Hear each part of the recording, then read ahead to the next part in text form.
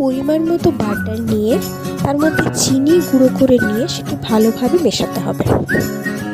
মিশ্রণটি ভালোভাবে মিশে গেলে তার মধ্যে পরিমাণ মতো ময়দা নিয়ে নিতে হবে এবং ময়দা নিয়ে সেই বাটার আর চিনির মিশ্রণটিকে ভালোভাবে ময়দার সাথে মিশিয়ে নিতে হবে। এরপর মিশ্রণটিতে পরিমাণ মতো দুধ দিয়ে একটি ভালো ব্যাটার তৈরি করে নিতে হবে। ভালোভাবে ব্যাটারটি তৈরি হয়ে গেলে তার মধ্যে কিছু কাজু আমি কেটে দিয়েছিলাম এবং বেকিং পাউডার এবং বেকিং সোডা পরিমাণ মতো দিয়ে ভালোভাবে আবার অনেকক্ষণ ধরে সেটাকে মিশিয়ে তারপর একটি কুকারের মধ্যে সামান্য একটু তেল ব্রাশ করে তার উপরে একটি পেপার দিয়ে তার উপরেও তেল ব্রাশ করে ব্যাটারটি আমি ঢেলেছিলাম এবং ওপর থেকে কাজু গার্নিশ করেছিলাম এবং ফাইনাল কেক এইরকম দেখতে হয়েছিল।